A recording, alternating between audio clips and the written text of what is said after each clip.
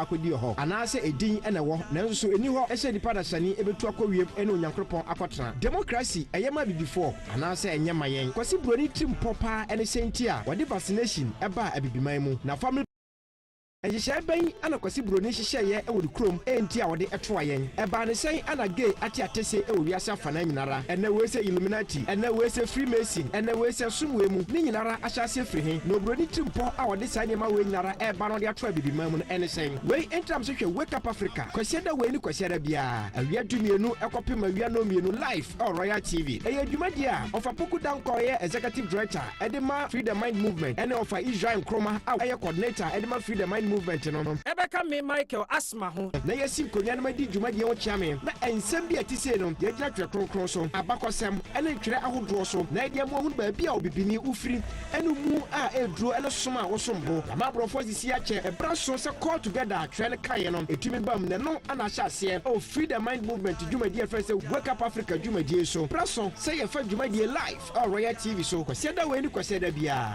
awia dumie no kopim no mienu na ya de wo so adwenche na wasembisa yeye ano e de ma wake up africa abibiman moma yen sore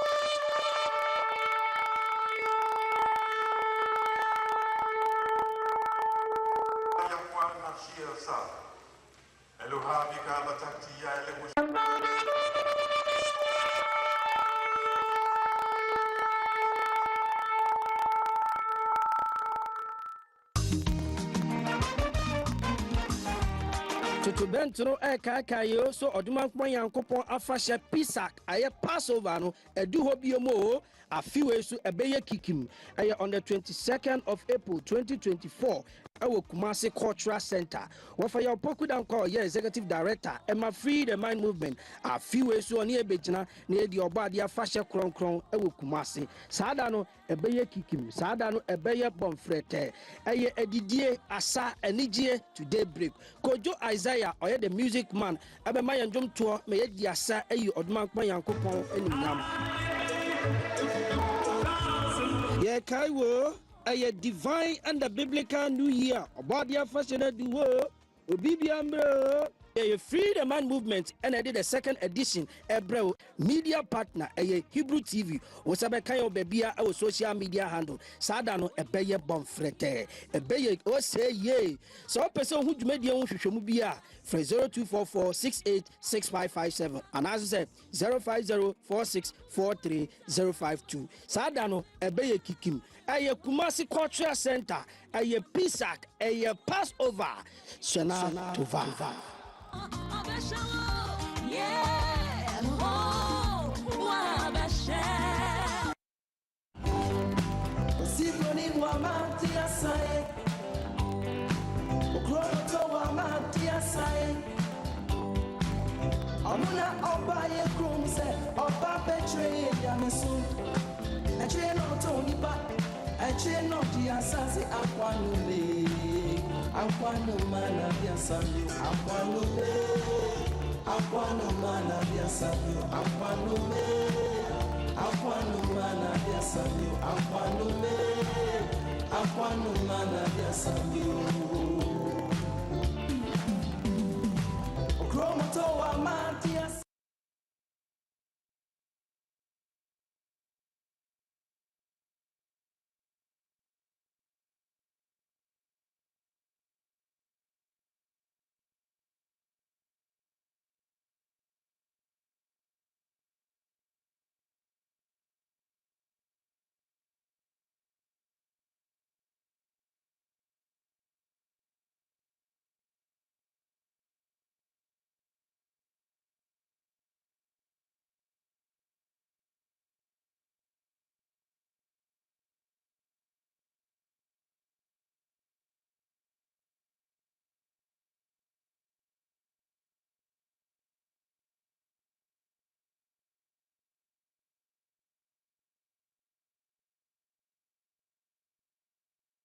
Amuna oba ye krumse, oba betray yamesu. Eche no toni ba, Eche no di asase akwano me. Akwano mana di asase akwano me. Ba Jumedia actually didn't say Wake Up Africa. So Jumedi Obesha na Obesha no Royal Television video so.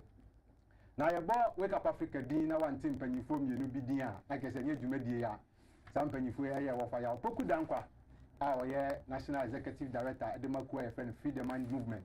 Ono ne ba Israel Nkrumah no so National Coordinator Edemaku FN Freedom Mind Movement. Some penifo enen so coming home, I will figure my Jumedi no ebabe somo. And there are some opportunity I will be home and commono. The horrific bloodshed by the Jesuits in history for the control of the world for the Pope. We any asemwa opportunity and they will be home and commo. Now, penifo adio makonyo na oche sene ena omudi omakonyo sa na ofadeye kwa abakosemu no oyi video ogina pictures so edi ewura ibi ntro kokunim ena oma ye ngina medieval history eho ena oma ye hu Lateran Treaty obo saa ade so na o kire ye se ye kan Lateran Treaty a eno ena be ma ye nya nation ana oman bi a ye fe no Vatican saa Lateran Treaty ena be wo saa oman ye fe no Vatican. Na Vatican ye wo no ebenya tumi bi a ojina so a odi ye na djuma. O se Vatican tumi obenya ye no obenya asase e wo Rome no portion baabi. Esan se nanka Rome ni nyina no ka Roman for Vatican ya nanka ye omo dia nanso Italy man no amfa ma om e ma omo ma omo portion baabi.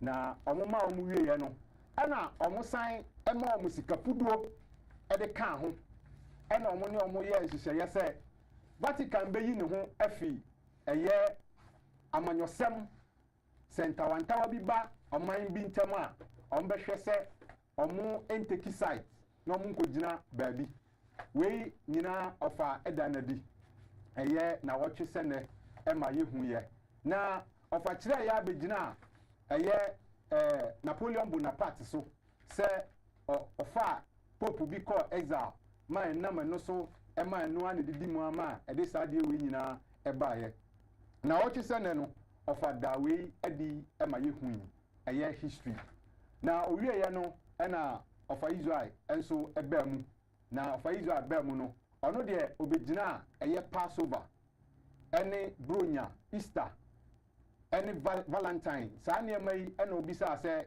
emudu ahe e na ye ogbo ade dia wakase yenni ninti ode ye culture kronkronim ayeno ena ye a Christopher anasa religion enyina so no ena da mu adi ma yehu se ye ka Passover eno ene ne atro no aka ho asem se yenni eno nti ne ne a Christopher edi eye Easter no enye biblical enya dia empo Yesu na eye na ade ye no oka ho asem no kasakara edibi eye na wotwese ne ofa Israel enso so ediwe maye ene mpanyifo atenase na minim so omatenase no omo wonsem a omo de eba do som yen me a medi djumade mu chia me medi ene Kofi Kumi metana mama minua Michael Asma na matenase fa WhatsApp messages bra ene o SMS maji akonwa mekenkan e de amawo number abefa so no eye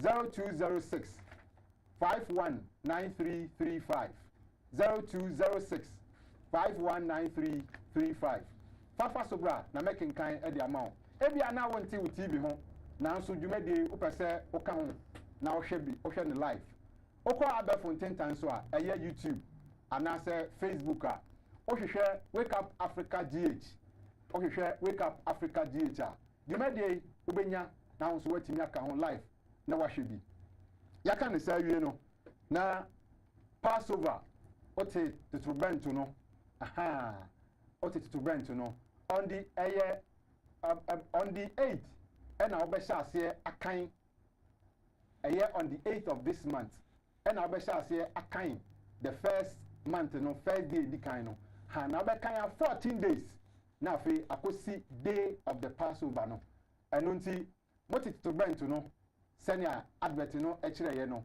Passover eye Kumase ho ena yebedi no cultural center aben no enya aben keke enye se otin se aben na ye hyen no eye message a etwe wadwe asi so akire wo se dwumadie bi ewo ye nim a eba na se yesi afufufuro nim no eye se wotimi de ho kwakire obo ade na se boni bi wo wanim afufufuro no mu a wasi mu no wanim a wo de kɔ no bibi wo boni bi ewo ho a bonefo na hyehye a wo de wo kwakire obo ade se na be ya se boni ya eba no ebetumi apa wo ho na twa wo ho ade akɔ eno enti ena yekodi Passover no eye obo ade nhyehyɛ ya ode atowa ma ne mba ebe ne ho bekire ne made o ho bekire obo ade na bonefo no hyehyɛ bi a wahyehyɛ ewo manim no obo ade atumi ama apa wo ho enu nti ye bo ehyen men no sebra na wo so fa ho bedom sa dwumadie no na se ne be ya ye wura mu a bonefo no hyehyɛ bi a eba no yetumi ade ye ho na ye nnwuma akoso ye fie enhyira abam ya brabo aye kronkron na yen etumi aso obo ade ni ne obo ade ayo nkofa no emu atimi aye den pa bene pa enu nti ena ye bo emen ede frɛ se bra eye 22nd April ya cultural center Kumasi ebeye beja butu yen ko fa Israel ho na afi yen da mpanyifo na di na ye ho no yen fa nto aso of Israel no akwa ba njo so ni yiri se bibia ye boko ahonde ho e do bo ade ase kama ame Gama ku ava yiri se bibia ye boko wadama endra de yentumi am class na jumadi no de Jumadi bi dubun ko be sa class nso ye de eh kama awon fa minim se wo ho no de professor emeritus e wo ho no de minim se bibia be ye boko aye meja ye do bo ade ase ofa enen so ye kwasiada premu ato senia kwasiada bia ye no premu to a na jumadi a ye fa no wake up Africa na ahyase ye na minim se ahyase yi oma aye krado e wo fie a omo twen ofa oma aye krado die ye wo ho no ene pama ye yedase ni di kan e ba cha ahwefo nyina ahwefo Joseph na enu adwumadi a mkodi oba bi nso no ya mamuamu ma ba be boemu ye si nyina yenso ya ha no ye to a ye class no a ye start no numbers no nti ye de ko ye ni e ma ni bi nso ba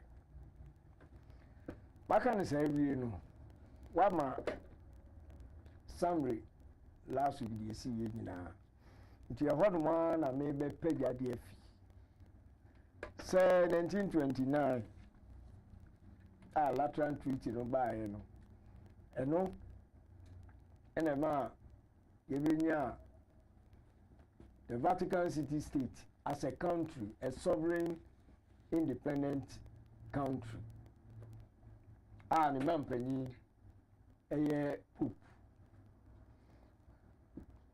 sene aka no ana sene America no last week no ehihye niema bibiri ma wo ya create state no so I'm refraining from taking sides in international politics and after compensation, monetary compensation and buy I will do so.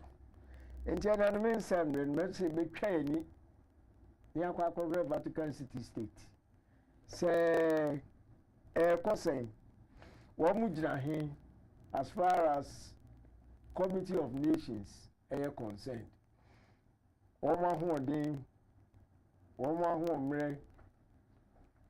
to me many crowd in international politics. And the first two videos, meaning a concept crow. The first video, yeah, okay. Your first video, I bet you know, Abudia and Dasono, is the Pope head of the world's most powerful government? A question was it is the Pope head of the world's most powerful government? Pacho, video na ready ah. Mo fan to sumaye na offer enfan kan asem.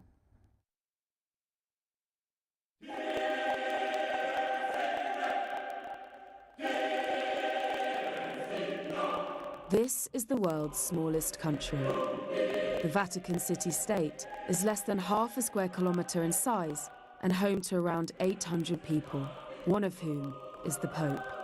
The pontiff is not only the head of state, but is also head of the government of the Catholic Church, known as the Holy See. This institution has existed for the best part of 2 millennia and represents over 1 billion baptized Catholics worldwide. An old and secretive entity, the Holy See acts as a surprisingly powerful player in global diplomacy. This man shapes its foreign policy, Archbishop Paul Gallagher. Here are his key strategies on running the world's oldest diplomatic service.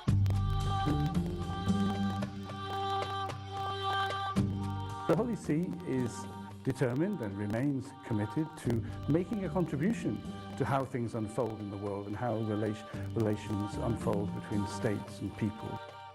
The Holy See's ambassadors, known as nuncios, represent the Pope in 183 countries and have a permanent presence at the United Nations.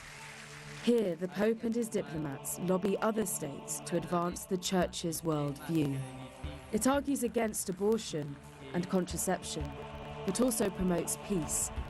Nations and rulers interacted with the popes over the centuries, and that has continued to evolve and to change in up to our modern times.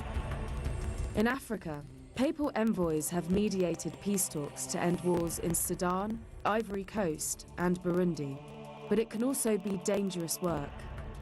In 2003, the nuncio to Burundi was assassinated by rogue rebel gunmen for his part in negotiating a peace deal, ending the country's decade-long civil war. Pope Francis comes with his own particular experience of being a Latin American, being Argentinian, a pastor of a very big and important diocese. Pope Francis is the first non-European pontiff in modern times. He was at the centre of one of the biggest diplomatic coups of this century, acting as an intermediary in talks between Cuba and America. These talks ended more than half a century of frozen relations between the two countries. There has always been a tendency in the Church to be focused on particular areas, Eurocentrism, North American centricism. I think what the Pope is trying to say is that let's have a global vision for a globalized world. Today, more than 60 million people are displaced worldwide. Pope Francis has said that this is one of the biggest global challenges of the 21st century. Lottatori di speranza, a voi auguro che la speranza non diventi delusione o peggio, disperazione. He believes it's a global problem, so it's something that we've all got to shoulder. In 2013, Pope Francis called the mass drowning of migrants off the coast of the Italian island of Lampedusa shameful. 15 days later, Italy launched Operation Mare Nostrum, a naval mission to rescue migrants at sea. If we reject the refugee, we in some ways induce in ourselves a certain indifference to the humanity of suffering around us. But the Catholic Church has been condemned for turning a blind eye to decades of human suffering within its own institutions, a series of sexual abuse scandals around the world.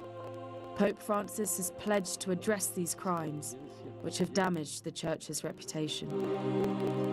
La Iglesia es consciente de este daño. Con los chicos no se juega.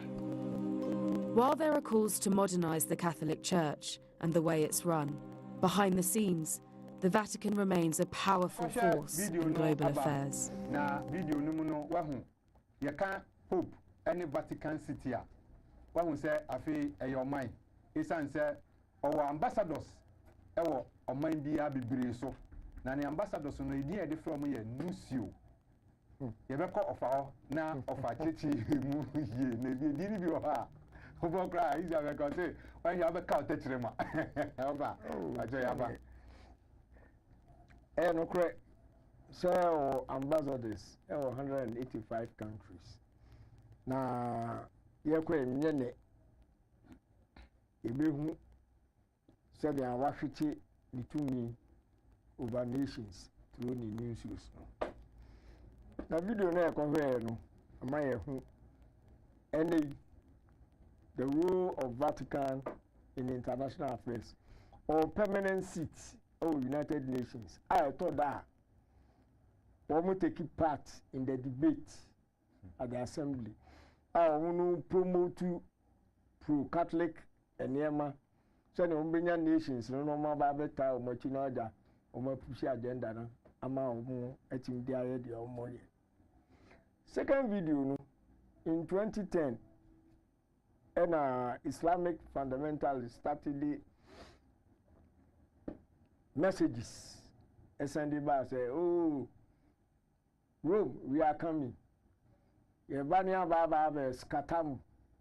And the video no bisa say how powerful is the Vatican in the international community when it comes to security matters. When it comes to taking care of themselves, 1 minute about aid. Already no, they have to play the role of neutrality. Into almost suddenly pact relations with countries. And so no, say be 2 or more countries be ever baba. Now this particular year and conform no kind. My fan try if it's the end time no cry no. According to Daniel, or can be said the king of the south, I can't wait ever harder beginning, you know. Say any Islamic fundamentalists, Homo Alliance, on the record to the canny, Vatican. So you call Daniel 1140. Unkai. It's just to make the people know. Say video no aye Bible show no. Bibia frefre bibia tisa. Nti empo no men say ebu eni aguso. Because sana ebesi ama odon so be retaliate. Na no na be ma ne kwan no de aba be wuwa Middle East. Na the target Jerusalem no. Otimi aba betam. Your second video no. Your second video no abodia edaso no how powerful is the Vatican in the international community? A question I will be say how powerful is the Vatican in the international community? Pacho are you ready? Na papa mfan.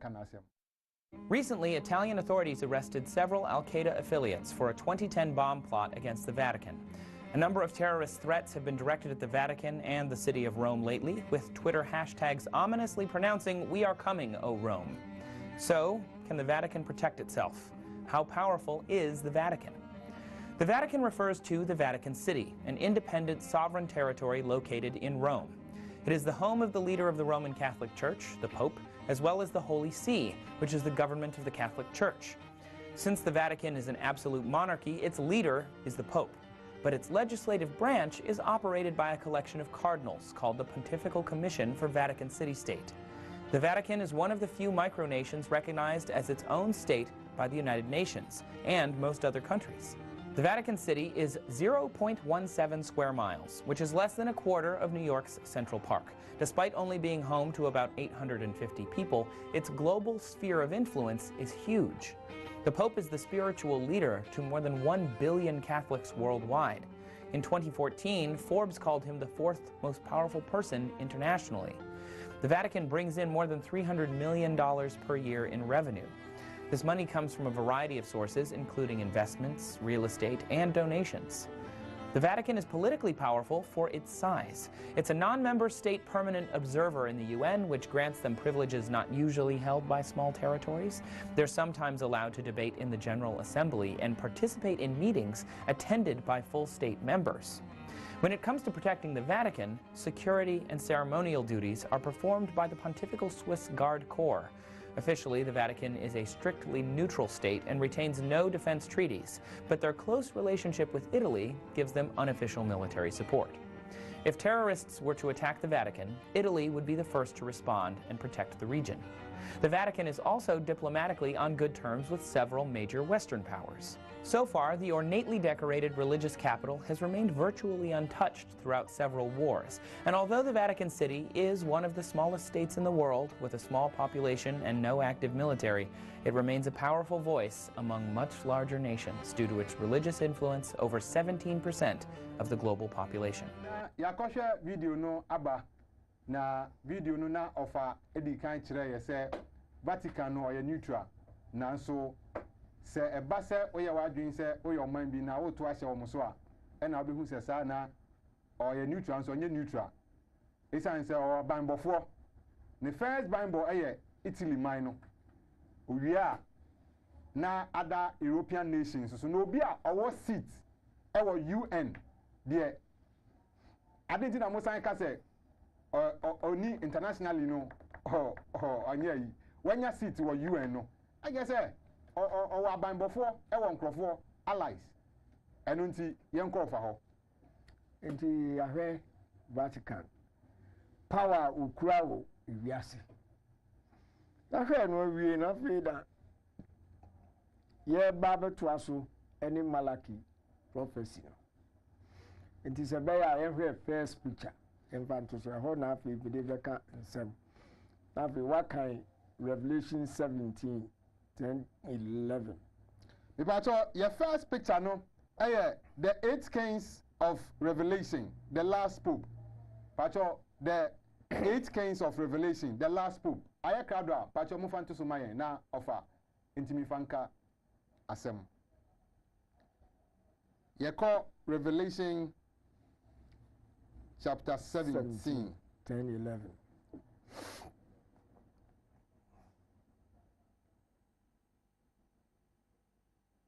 It's you. Okay. Revelation chapter 17, verse 10 and 11. And there are 7 kings, 5 are falling, and 1 is, and the other is not yet come. And when he cometh, he must continue a short space. 11. And the beast that was, and is not, even he is the 8th, and is of the 7th, and goeth into perdition. We any asema Revelation chapter 17, 10 and 11. Revelation 17 you can about the 8 kings of Revelation. That means John. Revelation, you know. If you see John Paul II so prepare. If it's all kinds of 5 are falling. Last week, church say after the Lateran Treaty, no, and the Koba say all succeeding popes no by any and you as kings, sovereign kings, because one would that country be a friend of Vatican City State. And apart from so a pope, no, was I a head of state, or a absolute monarch. I church him. And the John cannot see 5 are falling, even though Lateran Treaty no by 1929. First king, and I say Papal the 11th, or no, or yet incumbent pope at that time, into the first king. And son of Papal the 12th, John the 23rd, Paul the 6th, John Paul the 1st, John Paul the 2nd, Benedict. Into John Paul na the time no can say 1 is a year on. And there's one who qua the Obebano obey rule for a relatively short time. Now the Koba, you know, and a year barbershop.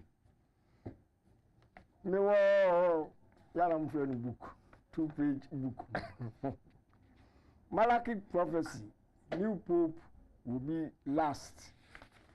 Uko page 2 no a last paragraph no. Let's say I say a book published last year entitled Petrus Romanus, the final pope is here, by authors Chris Putzmnam and Tom Horn detailed the Malachi prophecy and predicted that the current Pope would abdicate for health reasons, paving the way for the final Pope. Inti omuka ayenso no ebemu yankɔ second picture. Yo, Abusia, your second picture no, the new crusading guide, 12th January 2013. Pope Benedict stepping down, cites poor health. Pope Benedict stepping down, cites poor health. Are you ready? But you're moving to Somalia. Back on the first paragraph. Okay.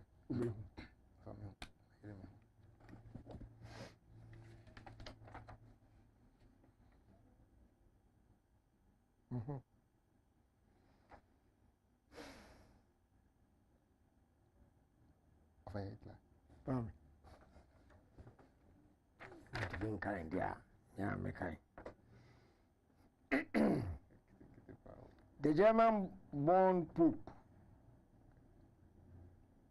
is hailed as a hero by conservative Roman Catholic and viewed with suspicion by liberals.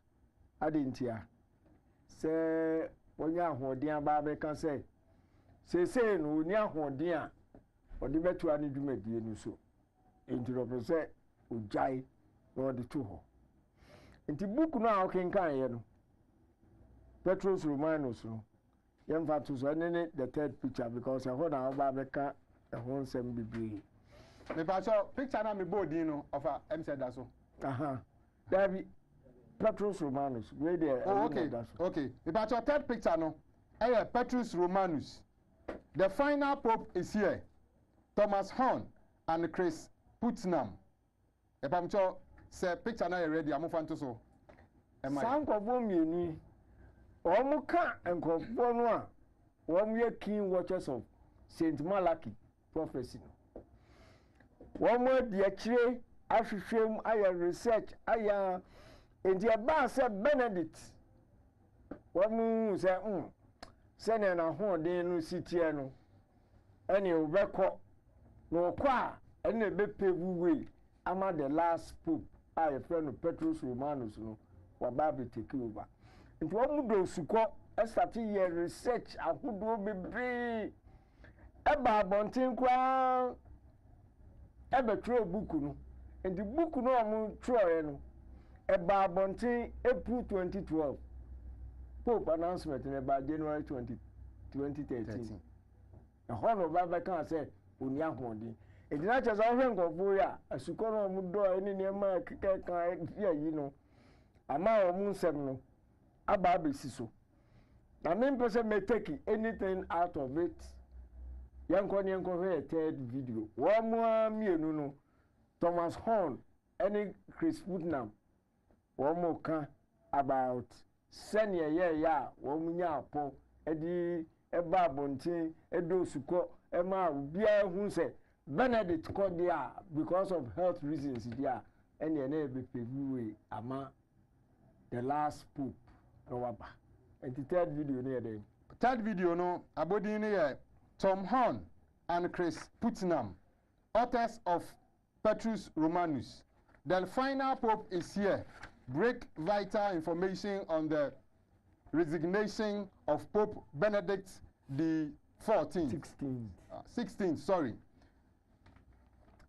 Tom Horn, Gary Stearman, time for another daily update from Prophecy in the News. It's Thursday, the 21st of March. In studio with me today.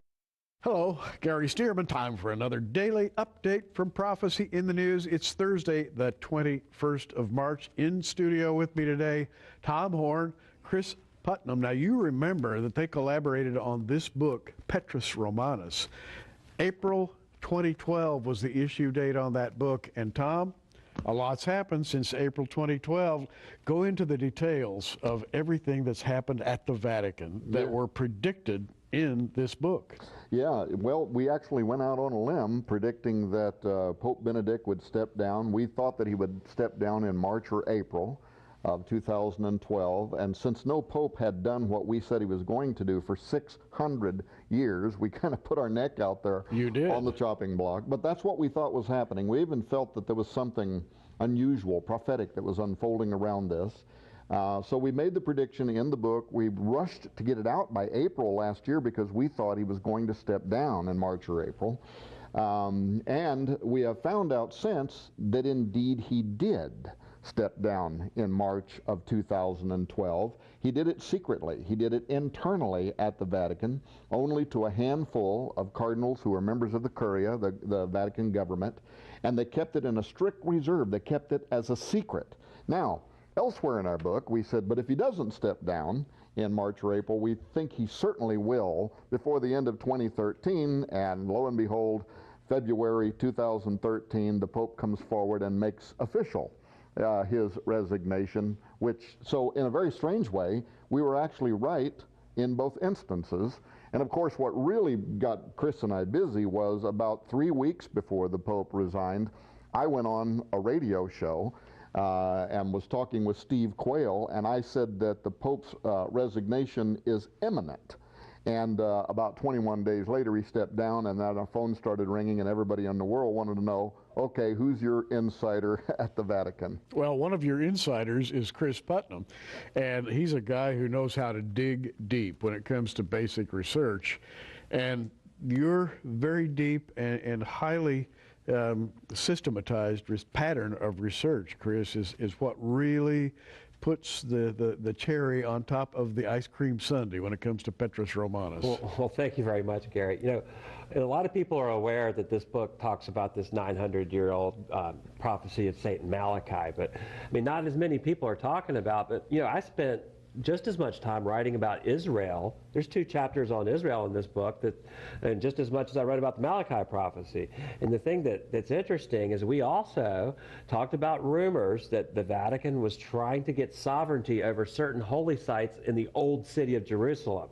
Now, we all know that Bible prophecy centers on the city of Jerusalem, and that's where we expect Jesus to return. That's where we expect the final events to play out. So, you know, if our thesis is right, if this final pope is the biblical false prophet, if that hypothesis is correct, we would expect him to have a seat in Jerusalem. Well, in February of 2013, the internet was ablaze with the announcement that they had resolved that negotiation, and that the Hall of the Last Supper in the building called the Cenacle on Mount Zion was going to be given over to the sovereignty of the papacy. Wow. You know, this new pope, a very unusual man from Argentina, you predicted that he would come, or would probably come, of Italian descent. Comes from Argentina, of Italian descent. These things are very meaningful. And by the way, Pope Francis I is the answer to the media's dream. Because, I mean, this man is photogenic, he is likable, lovable, took the name Francis. It's an astonishing PR coup in one way, but it's something else too, right? Yeah, it was actually a greater fulfillment, if you will, of the final line in the prophecy of the popes than we could have even hoped for. You remember last year we did a show with you in which I said that the new pope does not need to be named Peter. All he needs is to be of Italian descent in order to be a fulfillment of the final line, Petrus Romanus. And of course, George Bergoglio, who's taken the name Pope Francis I, is of Italian descent. Both his mother and his father were Italian, so he's of Roman descent, fulfills the line Petrus Romanus. But it gets even better, naming himself after Francis of Assisi.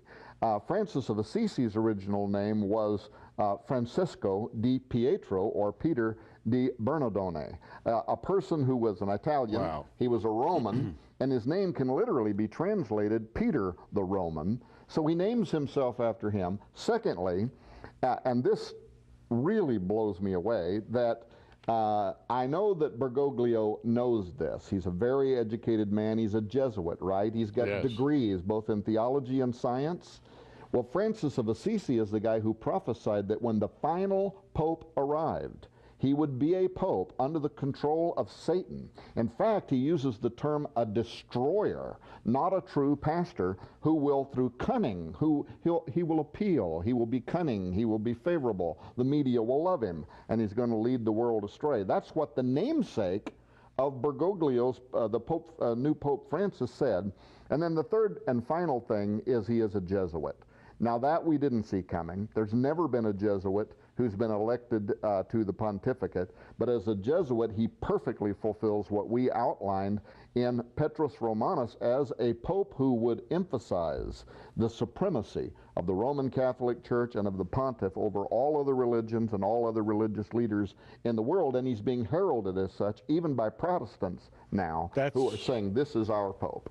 That's astonishing, and I see that Chris is holding one of his research tools over there. You've got a book, and I assume you want to read a quote out of that book. Certainly. This is the book that Malachi Martin wrote about the Jesuit order when he got released from his vows to expose what he thought was a threat to the Catholic Church. The title of the book is The Society of Jesus and the Betrayal of the Roman Catholic Church.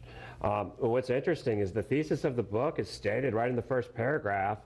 I'll read just a little snippet here. It says, a state of war exists between the papacy and the religious order of the Jesuits, the Society of Jesus, to give the order its official name. That war signals the most lethal change to take place within the ranks of the professional Roman clergy over the last 1,000 years.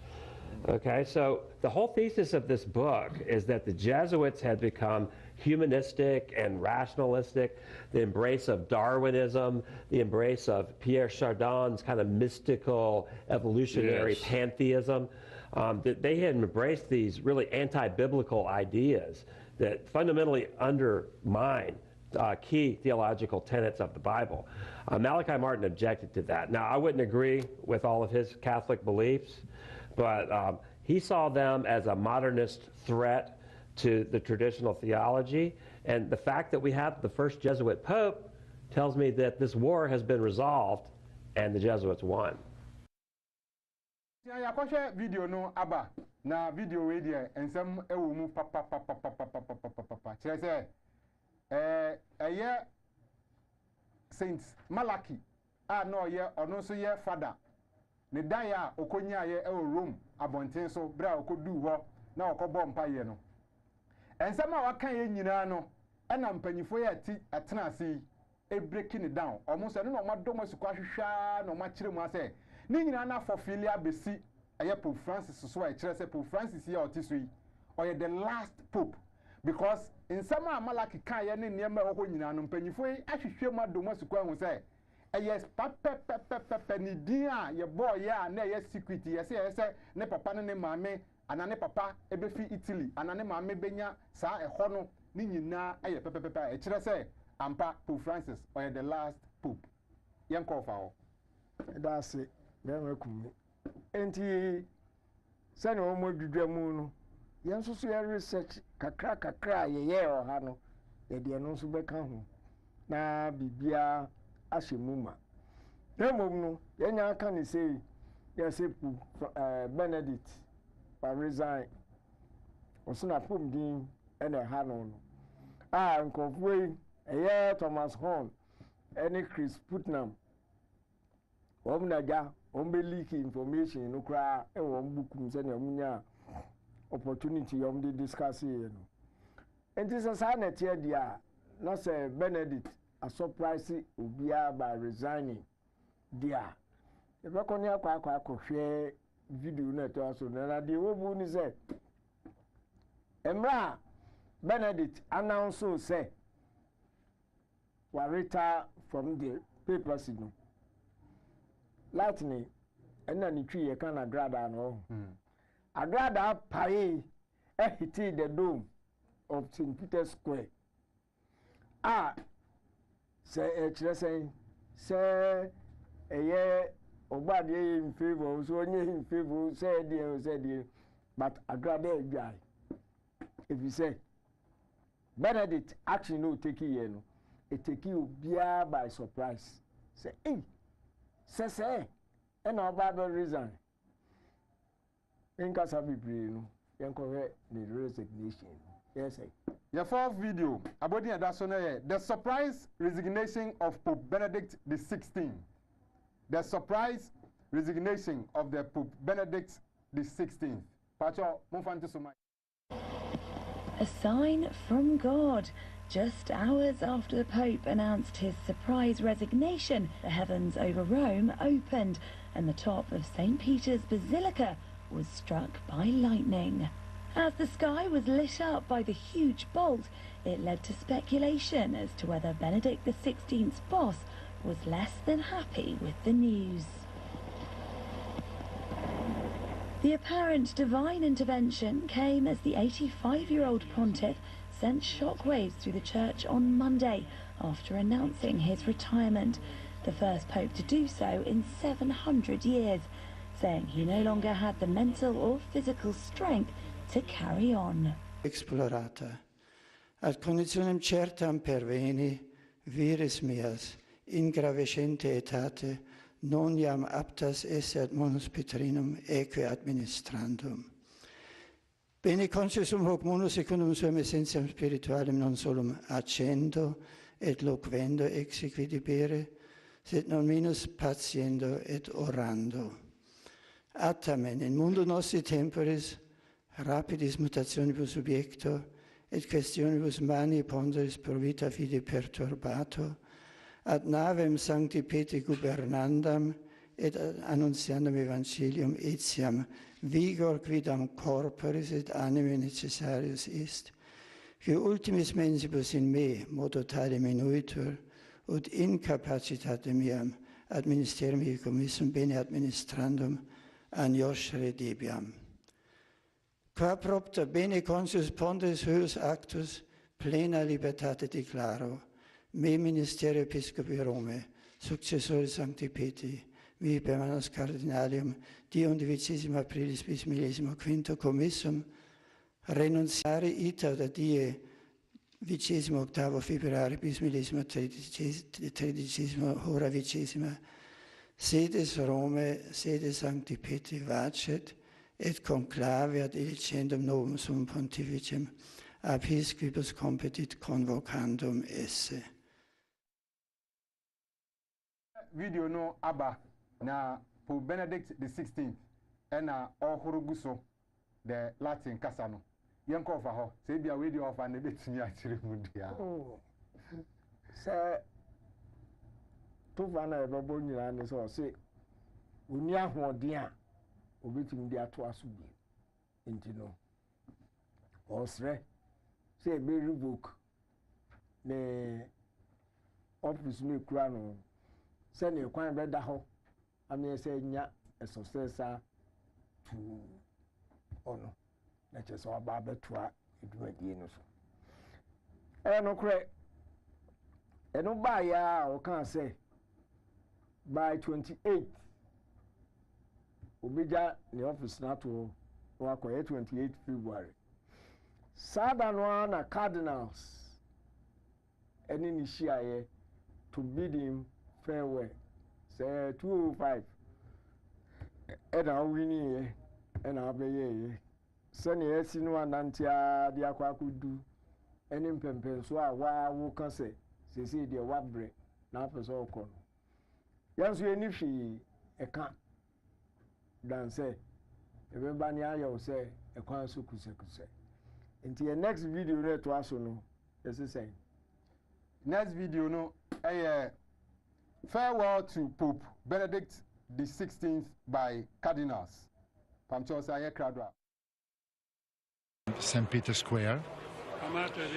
Beloved and venerated successor of Peter, it's we who need to thank you for the example that you gave us over the past 8 years of pontificate. On April 19, 2005, you became part of a long chain of successors of Peter the Apostle, and today, February 28, 2013, you are about to leave us, waiting for the helm of the boat of Peter to be handed over to someone else. This way, the apostolic succession will continue, the succession that the Lord promised to His Holy Church, until we will hear the voice of the angel of the Apocalypse proclaiming, "There is no more time, God's mystery has been executed." At that point, the history of the Church will end, together with the history of the world, with the advent of new heavens and a new world. Holy Father, with profound love, we've always tried to accompany you in your path, reliving the experience of Emmaus disciples, who, after walking with Jesus for much of his path, said to one another, "Wasn't our heart burning when he was speaking to us along the path?" Yes, Holy Father, please know that our heart was burning too when we were walking with you over the past 8 years. Today, once again, we want to express to you all our gratitude. Altogether, we are repeating an expression typical of your beloved native country, Vergelt's God. May the Lord reward you.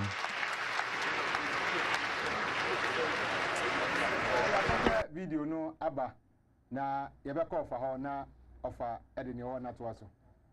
Enti video no mu no, the Dean of the College of Cardinals and your friend Cardinal Angelo Sodano onana okasa omo to say omo ho omo ani yi no sabe no so Cardinal Ratzinger and I'll be Pope Benedict the 16th. After 8 years and also unya humkan wetin dia to aso the end day year 28 February 2013 you know. And uja office na to enti na ye almost said yes sex and it is only kan it is on the guy enti everyone no that is I say pope for na yinu ye yi ba ko fofo amo no so aba enti na say the ono din office at no the man am bodin fofo na de kan enti the next picture.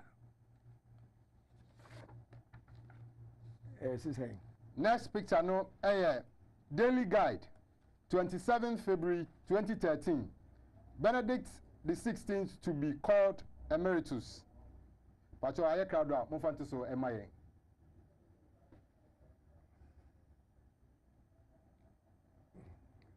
And you also be kind free graphic. Okay. Yeah, kind free daily graphic I recorded here February 27th 2013. Now the Adasono heading no Pope Benedict the 16th gets new title. Benedict the 16th will be known as Pope Emeritus and will retain the honorific His Holiness after he abdicates tomorrow. Vatican official says he will also continue to be known by his papal title of Benedict the 16th, rather than reverting to Joseph Ratzinger. That's it. And one a screen also Daily Guide for the buy and also King Kind Daily Graphic version. I can't say Chrono. And the back to the 8 kings, no, you have to you. And the woman say, your buyer will be relatively short period of time.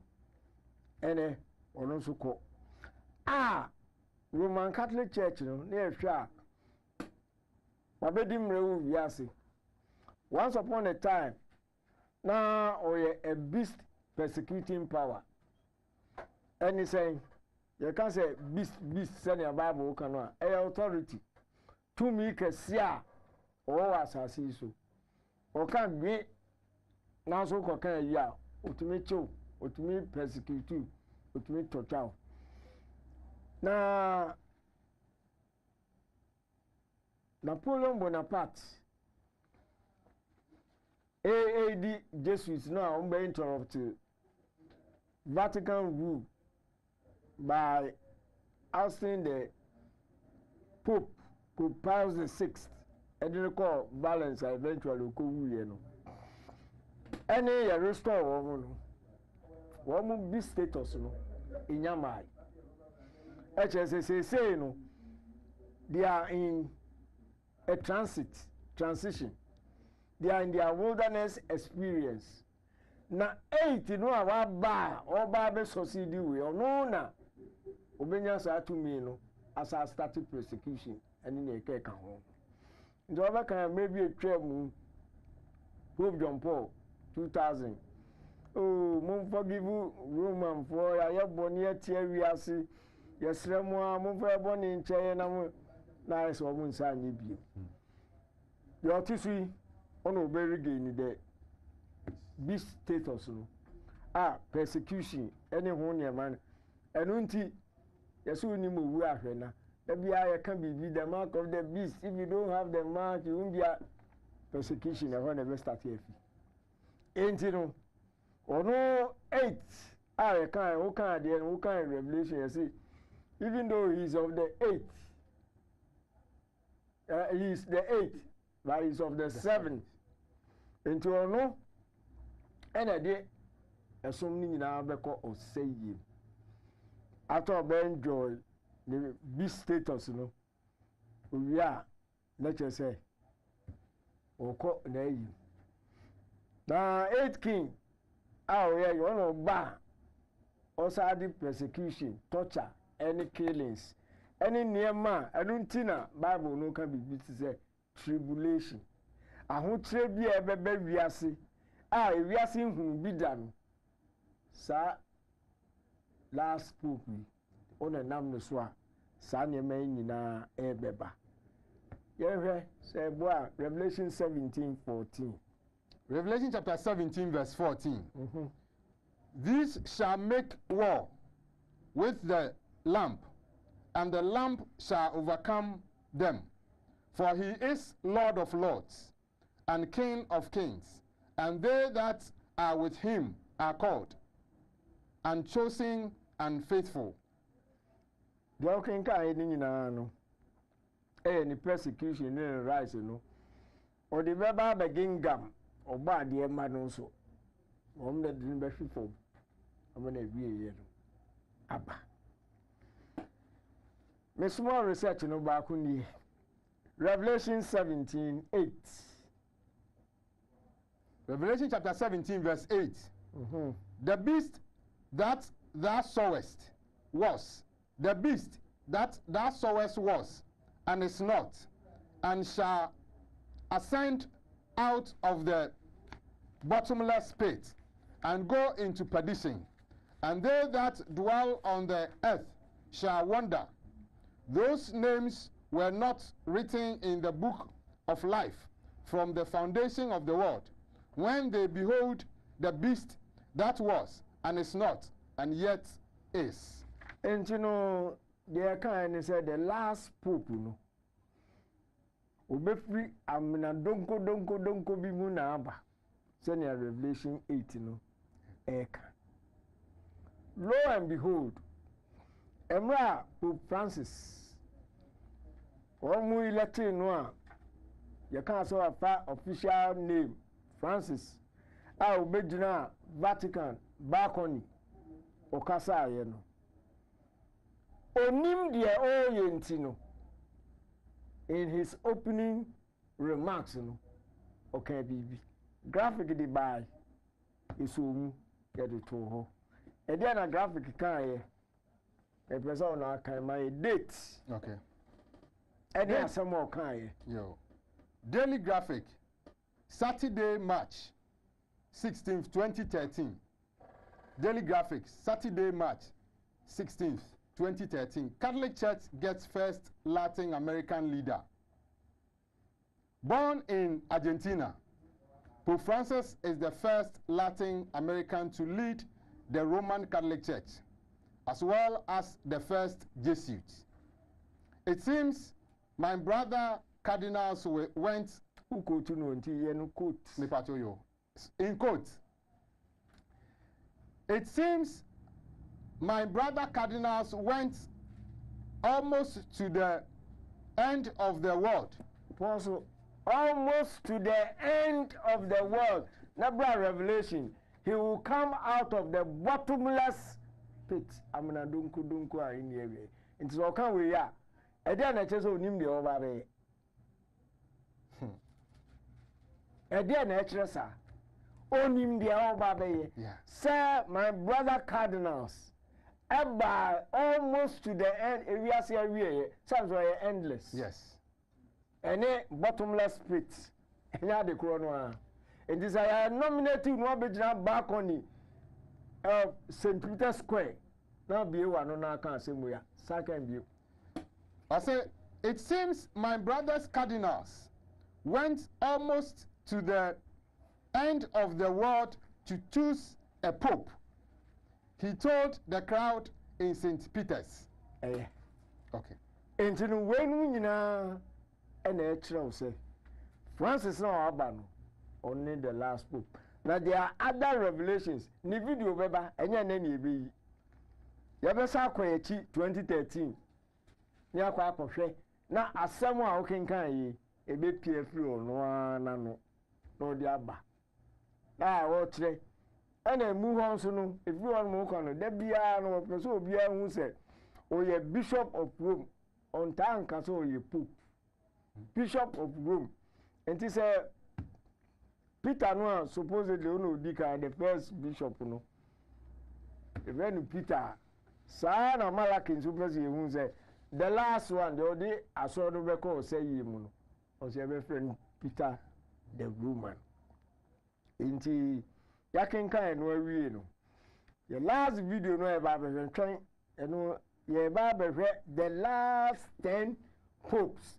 Senior Malachi the Latin phrases no they describe woman na woman so woman bae pepe no e ba be jimre na makin kan ama na afi akwakohwe video no na say na session no ye dey si enti e ba be the last 10 popes na fa picture no to answer. Picture no near abodi adaso no Malachi prophecy of the last 10 popes. Pacho picture na ready amufante so mayen. Malachi prophecy of the last 10 popes. Mufante so mayen na of a person or chirichiri mu no breaking it down. And this at the hodia top left Pope Pius the 10th. According to Malachi no friend ignis ardens burning fire Pope Obaye no friend Pope Pius the 10th from 1903 to 1914. The video no ebe yi no ebinumu baye no enema tutu wo mu a ebe share mu kina no omno be media me ma just the list. And Pope no tosu 104 Pope Pius na tosu 103 ewo Malachi list no so. The tosu 104 no religio depopulata and as a religion depopulated.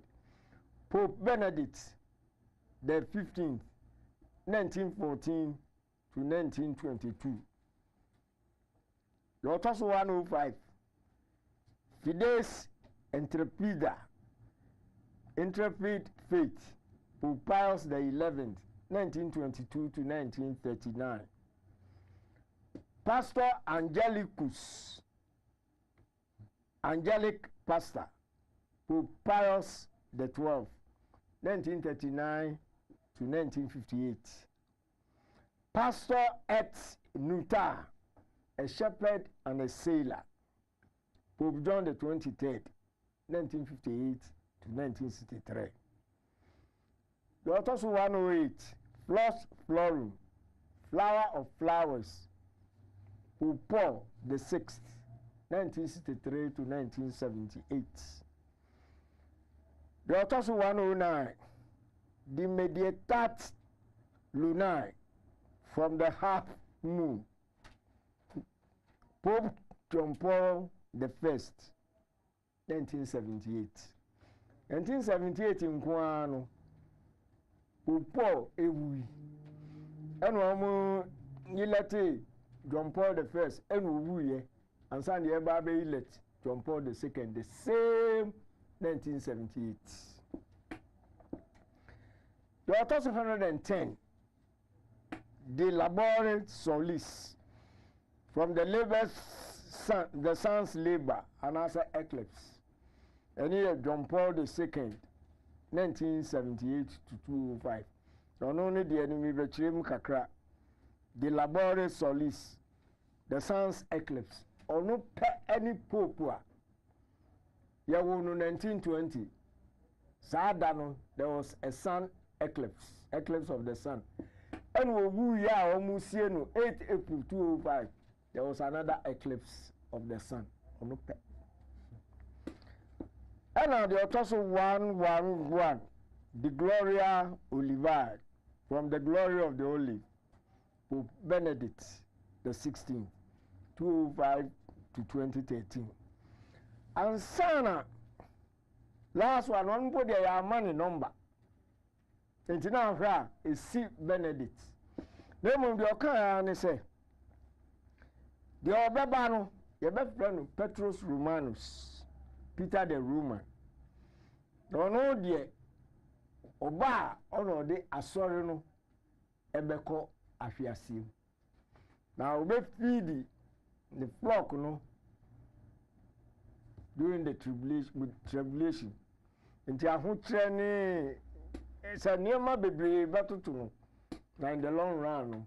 Ono nemre and the city on 7 hills no will be totally destroyed. Senior Bible Revelation no aka ni nyina pepepe.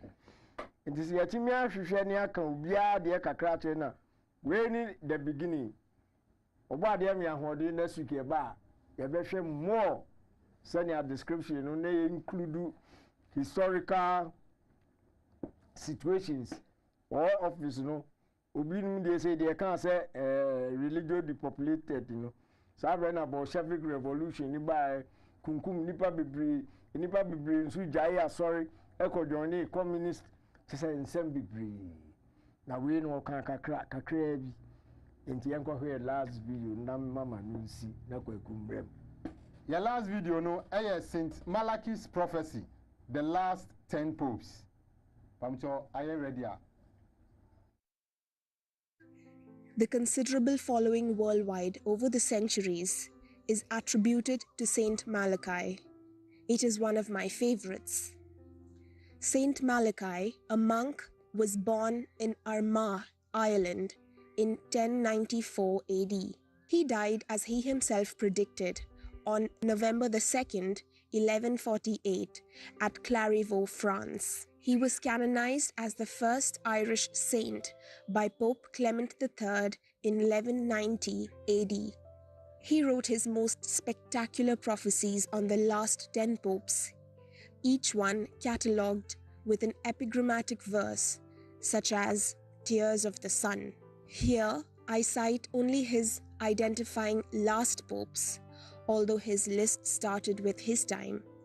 The actual names of the popes were later supplied by his followers, who found uncanny conformity with the saint's epigrammatic verse, and the popes who were later elected to head the Catholic Church. First, the burning fire, referring to Pope Pius X, who was pope from 1903 to 1914. This pope showed a burning passion for spiritual renewal in the church. Second, religion laid waste, religio depopulata, referring to Pope Benedict XV, 1914 to 1922.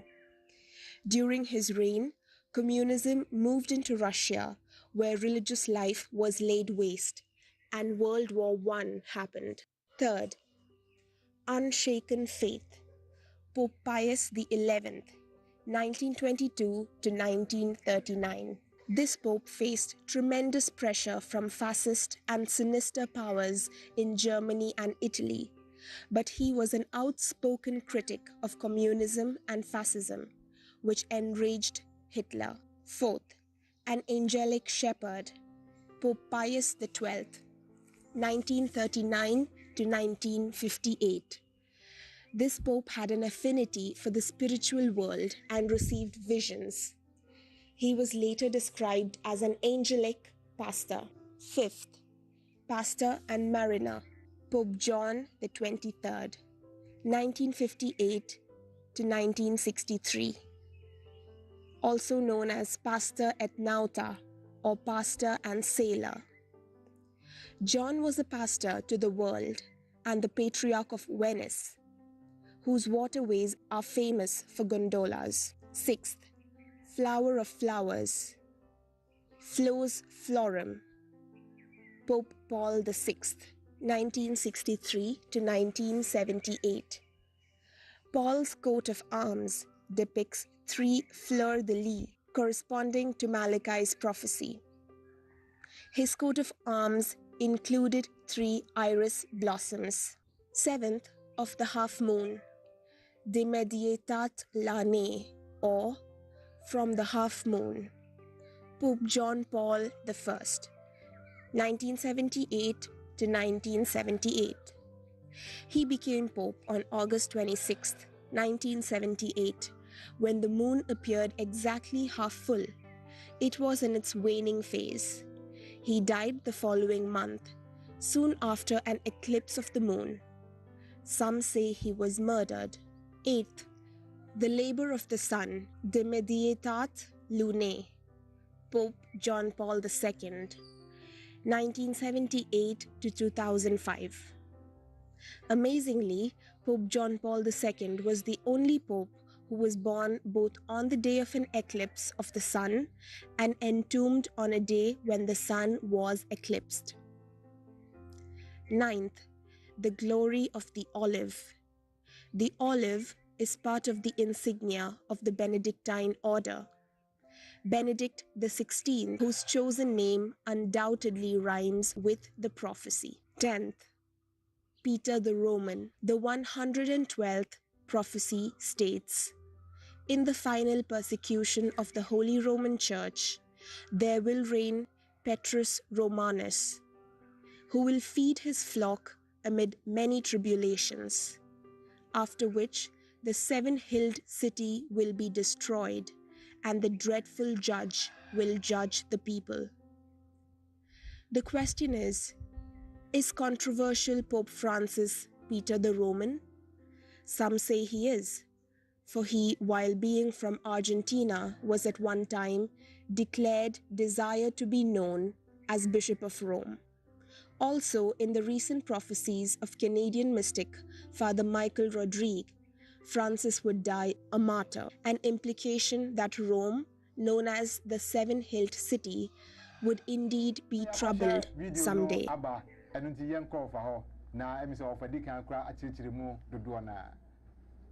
That's enti medemanu besi next week so you more higher than this. Okay. Enti no medemanu besi that's yo over that was it. Offer say next week you be share more higher than this.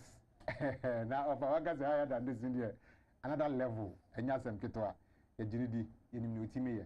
You be come messages mkakra na fe ya to aso. We say good afternoon please. My name is Amin, watching you live from Wemfie, and please keep updating us about the works and plans of the devil and the so-called Antichrist. Yo, yeguso, enwana yeguso ejumedie. Please, I would like Ms. Ankroma to show us a commandment that instructed all people of the world to observe Passover, because in the Bible it was for the Hebrews in Egypt. Yo, wate wonka, wate. Good afternoon, Free the Mind movement. Please, how can I join the WhatsApp group? Yepacho, yebe ado, o number no, why, mehu, meshana, oma ado. Good afternoon, Hebrew teachers. Yahuwah bless you for your good work. I have heard from you that communion is from hell. So I want to ask, was Yeshua part of was Yehoshua part of atonement for our sins? I want to ask that Jesus dying for our sins also not true? Yo, yate. Adofo, baby I do know you be try your ho ba ye ba na ne wo ho no ye de ato also.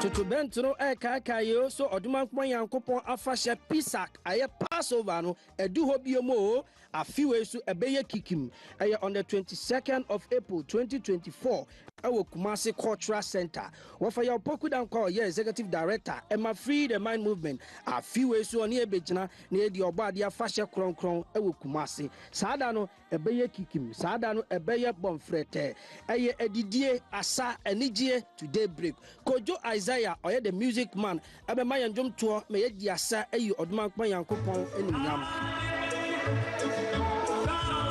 ye kaiwo aye divine and the biblical new year obadia fashion duo obibia mbro a Free the Man Movement and I did the second edition ebro media partner a Hebrew TV was a kind of baby our social media handle sadano ebeye bonfrete ebeye o say ye so person who made your own shomubia from 0244686557 and as I said 05046430552 sadano ebeye kikim a Kumasi Cultural Center a Pisak a Passover Shana Tova.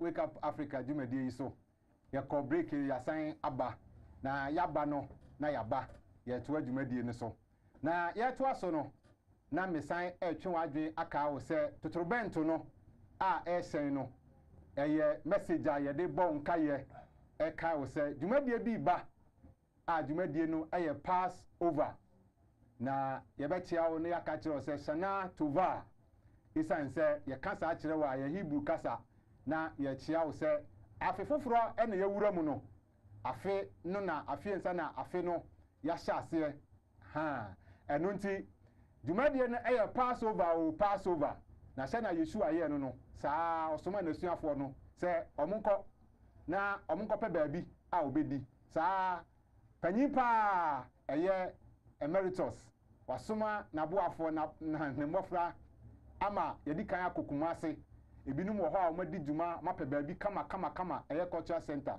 a yedi dwumadi eba besom Ghana fo nyina yeto yansa frɛ obia emra na wo de be witness Passover se na yedi no adidie be koso asa be koso enyum to ebe ya buburuja obedi wani eye from be no nsia kosi anopa no nsia eye anadwo throughout till daybreak enu nti kan ho ye be kan ye ho na dwumadie no yentumi ni na se ne amekan ye no twe ho ebe ma yi wafi ohaw bia a afe no obonefo no ahyehye no ebe ma wo watimi ade wo ho we ene dwumadie a ye fe no pass over Pisak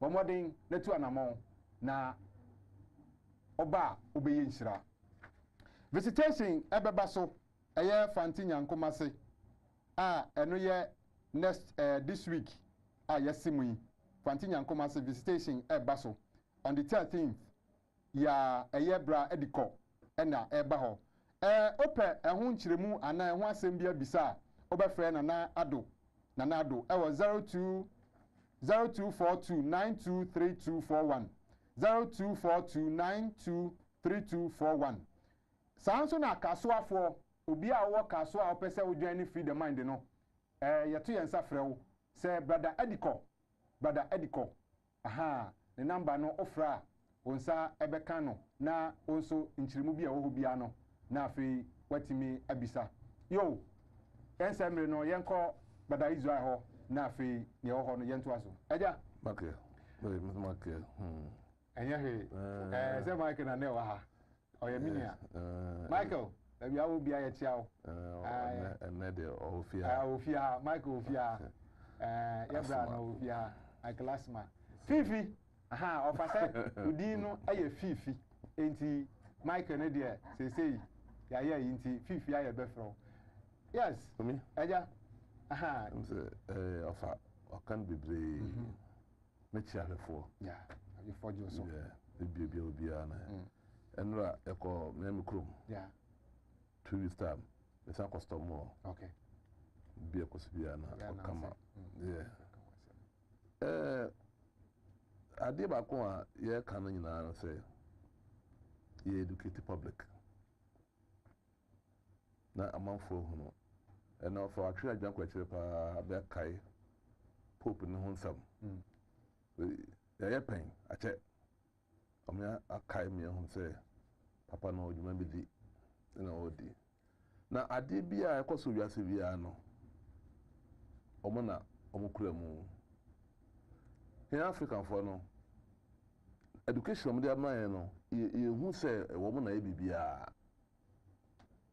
African for no it sounds say UK for no Britain for no ba no de mo de bra ye nti no ye hu bibia e hwe Britain your school e hwe Britain your lifestyle e hwe Britain your suit share e hwe Britain ye didie e hwe Britain ye nyum to e hwe Britain the Bofakasa here Britain. So almost number being slavery yen. Na minia of I can't say na Europe of an account Europe.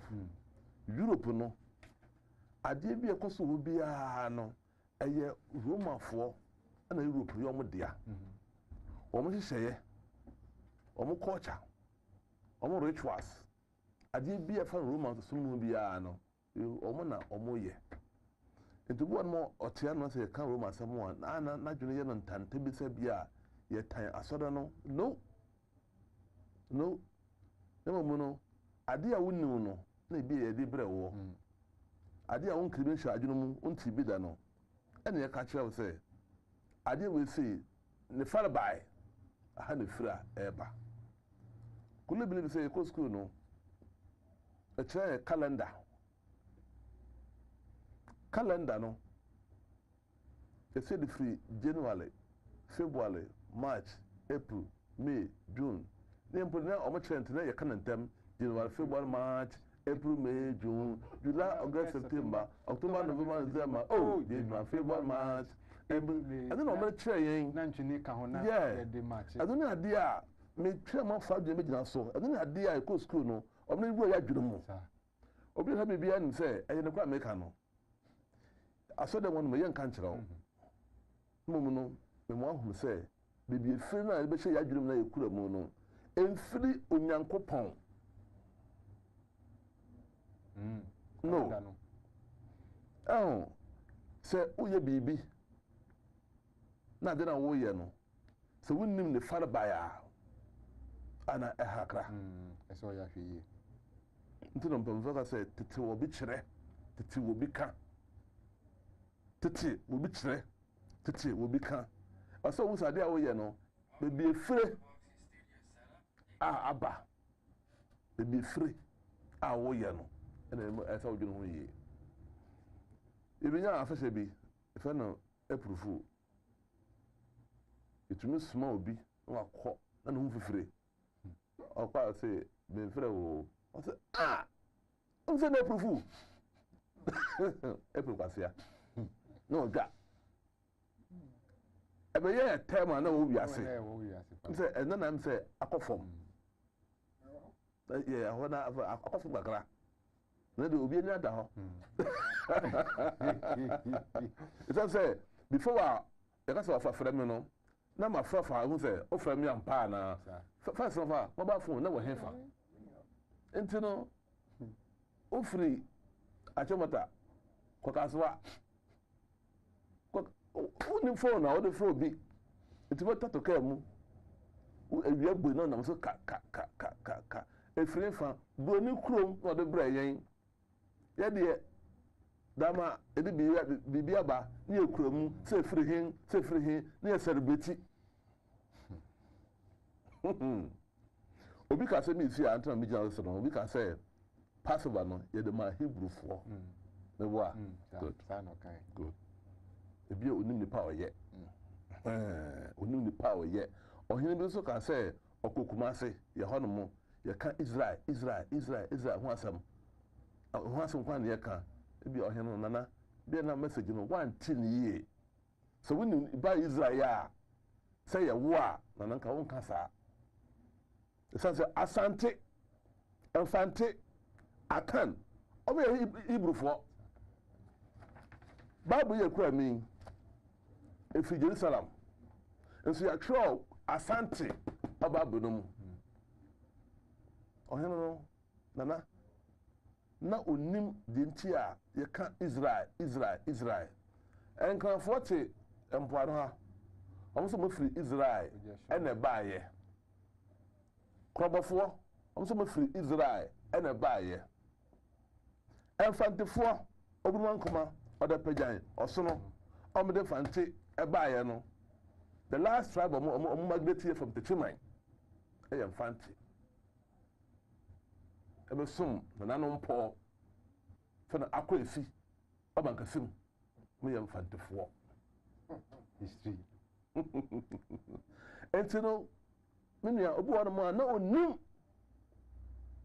temple for say ure free ukrom hene abaya o ida wo dwaba afi when your problem in ko school no me ya maths English history na geography afa na me bo history rough Sope, ntina adwene da ho ene de bebere abakwasam ehia papa ntina ahemfi e ho no omo to store the old culture and the traditions here ibenya calendar bi fana Julian calendar Julius Caesar the calendar by 46 BC 46 BC before Christ. Nobody Juma Roma for ya, Roman for ya, African Homo Semia.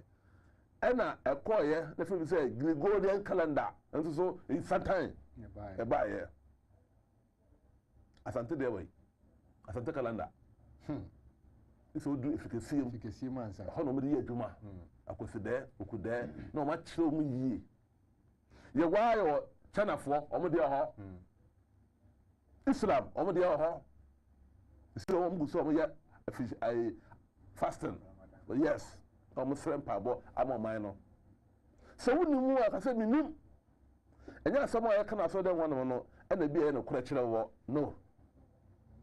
It's someone who say, the year canon, until be that you come the tea. Nothing for 2 to June. It sounds say, about some way, a year papa. Na minia omede ebaye no calendar no from me school no enche bia o e fe na edumade LA primary sabra no na calendar no na the first day no na Sunday last day na Saturday and a change no mu yanyu no ye pa obi tura bi obo sabla no calendar say media nanka metu adu esusu san say education here that was super into educating enti no me bia o me small boy was a small man small man yes sir na be say bia 40 years ba no afi de calendar Monday na die no mu no here bless no na Sunday to the last day no na memenda not the 7th day and now me ba or tell me say and you know because I have calendar in my room okofa ba Sunday is the last day to say let me say Sunday the last day no On the Monday, and I want more. Let me just know Sunday. You'll be seven say, so which is which? So which is Roman?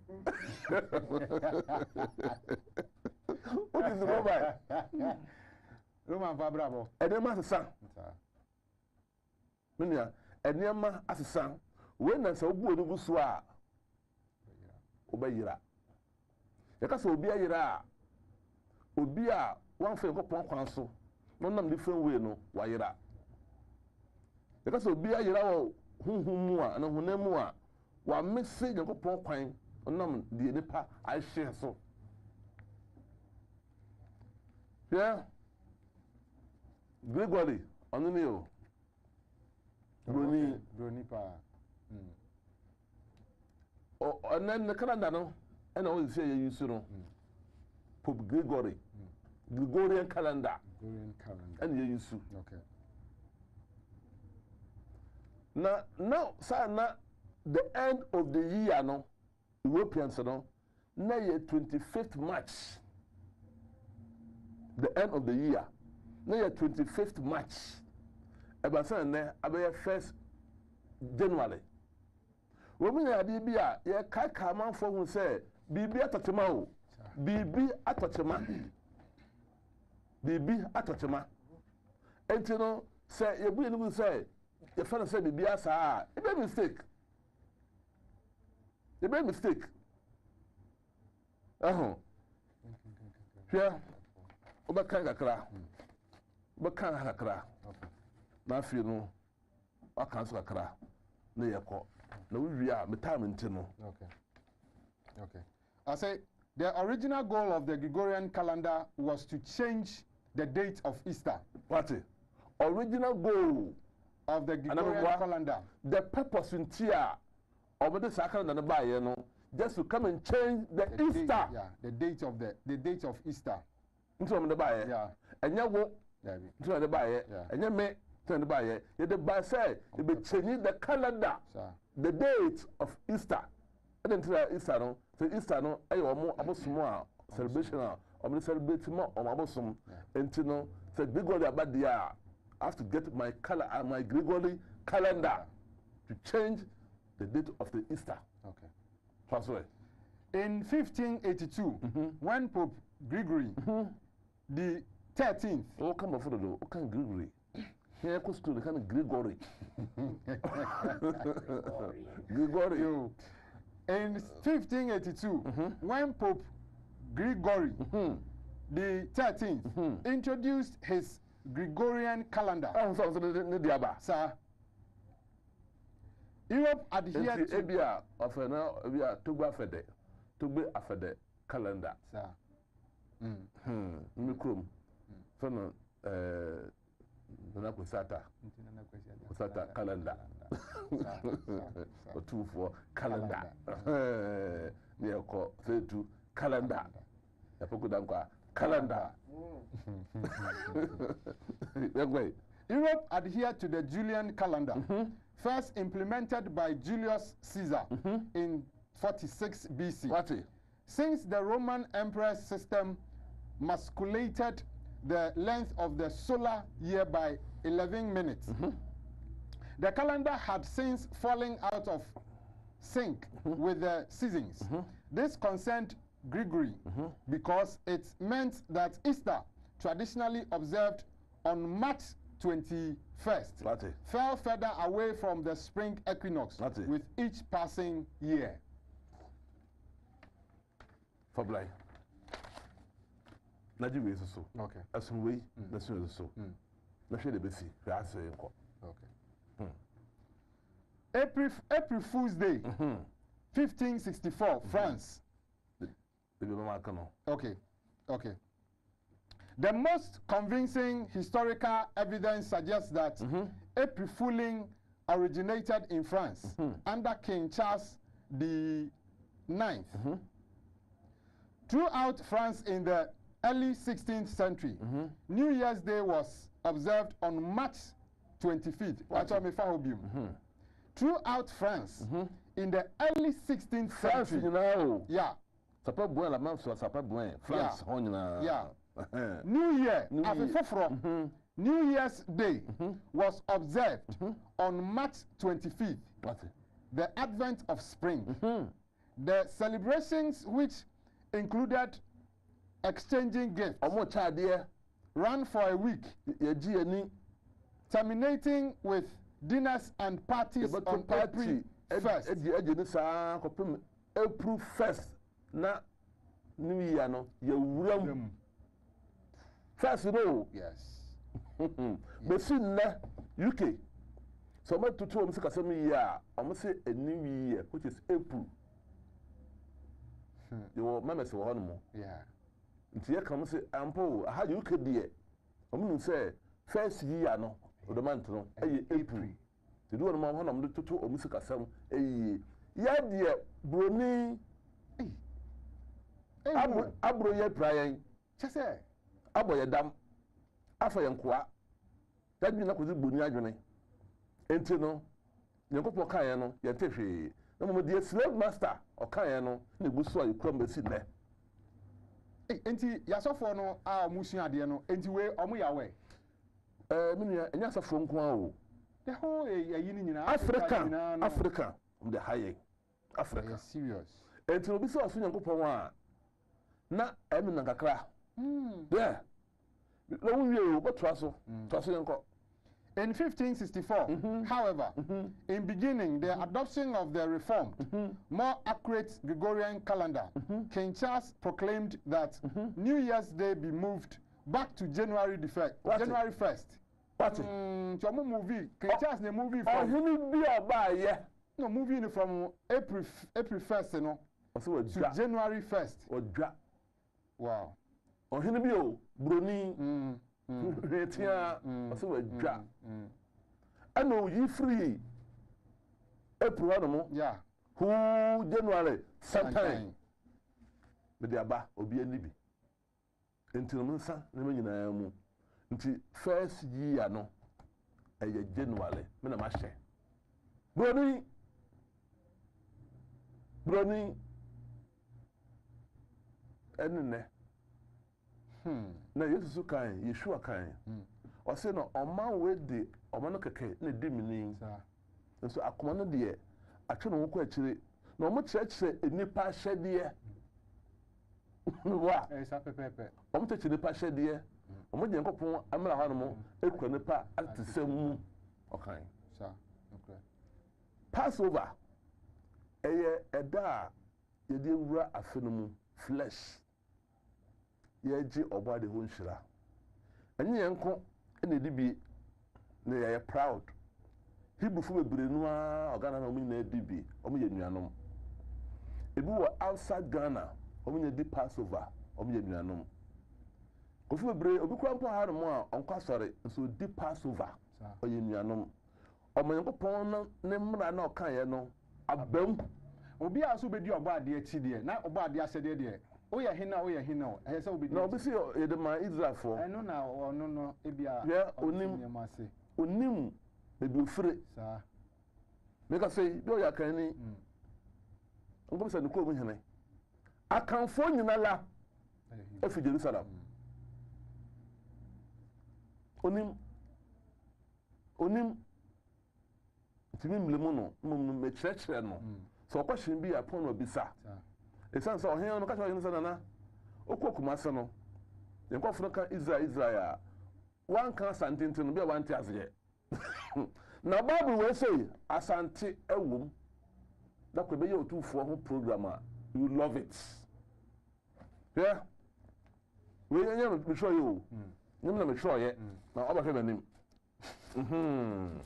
asante bukuru fi Jerusalem ena baaye enso no omotro asante ewom ade ntra masakomi ade ntra the tro asante ewom eno so e esa nse omo ye Hebrew for ena njoye no so si omo de a Bible no e omo ho nsem ne wo enti no so bi won no onimu a na fi no onim Nyankopɔn ka sɛ yendi afahye no eye Passover no eboa thank you I don't say udima onyankopon udi ema onyankopon enti Passover na ye di no Nyankopɔn sɛ yɛn no yɛ tena die nyinaa me ba me pamasi a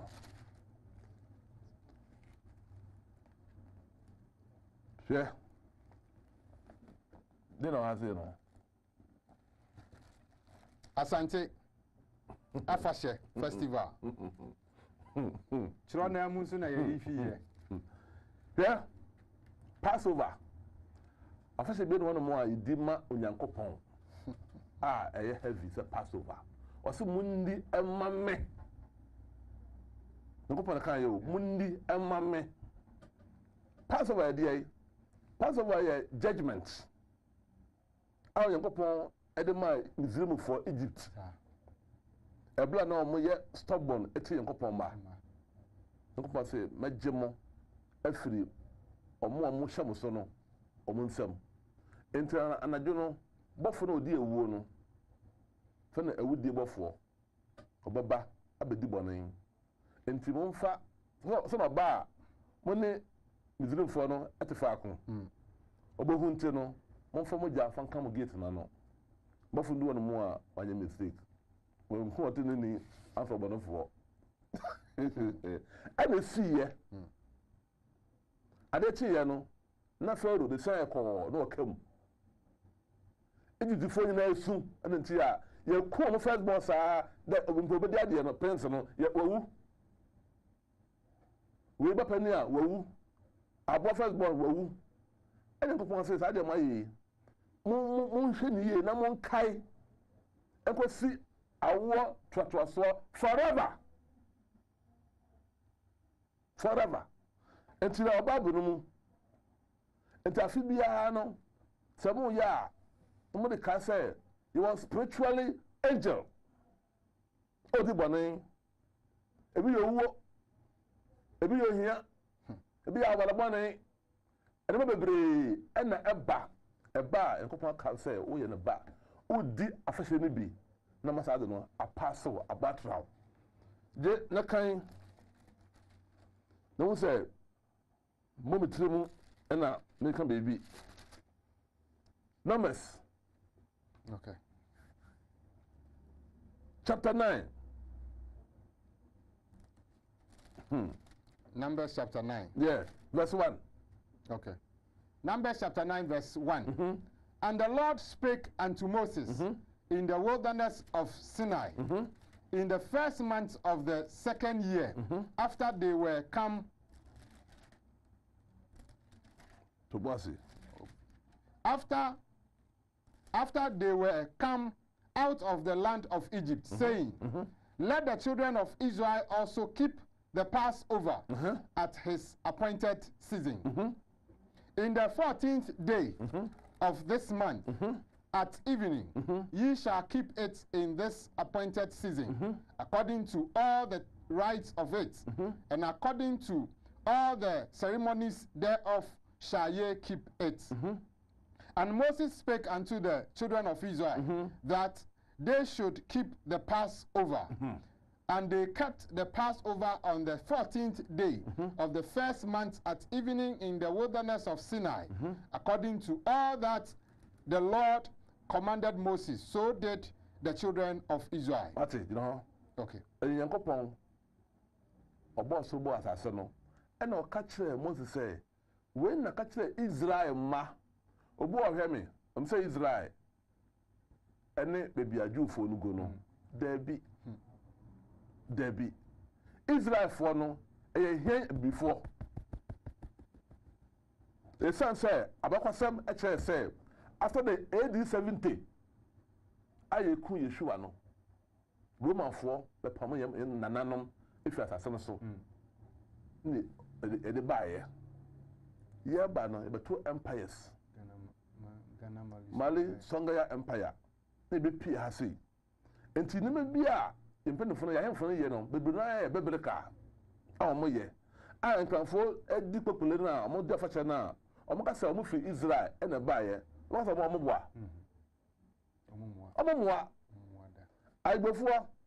Ọmọ sí ọmọ ìṣẹ̀lẹ̀ fẹ́ nọ̀ọ̀chẹ́ zẹ̀dẹ̀ ẹ̀nà òdi ọmọ nìm. Nọ̀ọ̀chẹ́ dẹ̀ kúrò. Agokọ́lì. odu omanim omo free Israel omo kan Benin omo bedu ye obi a history kan ho and so the waba asa boya fante waba we asante waba we dagbani waba we igbe eye di wa fatoto ho so no mo through the history no we are Israelites enta se man kokko ka kire no ka kire wo nananom se munni mo tena be nyina Exodus. Okay. Exodus. Yes. 23. 12. Okay. Verse 14. Okay. Exodus chapter 12 verse 14. Yeah, the Bible will say. Title no. Omo ye title no. Okay. Yeah. The use of the blood by the Ashanti people. What's it? The use of the blood by the Ashanti people. We broni na cho yo. Achame na cho yo. We King James version. We King James version. We anya ken ka kire wo. Nti obi se Asantini na me de Romani, me Anglican ni, me bo aduana, me bo we. Able to say, yeah. No more no, your origin. Yeah. We are Israel ni. Until call to for in fear, not in Sebo. Jata, this one. Senegal man penny and answer yini, a branch yini, or copper the son, no, not Jata menu. This is wow. Senegal, a new the nomi, no, or copper the son, no, not 2 pillars, no, or my no, Jata, menu. The Lion of Judah, sir. So what's sorry, fine. Bruni, flower toma, Roman. O flower toma, I will you. O flower toma, I see easy. Patmanugu, Bosa and Pa, we are Hebrew. Enti, come on here, we see baby. Okay. Exodus chapter 12, verse 14. And this day shall be unto you. How do you hear me know? For a memorial. How do you hear me know? And on the what? And this day. That way. And this day. I can't for that mistake, you know. And this day. I can say, the deal we say, minimum need be until they be anybody communion.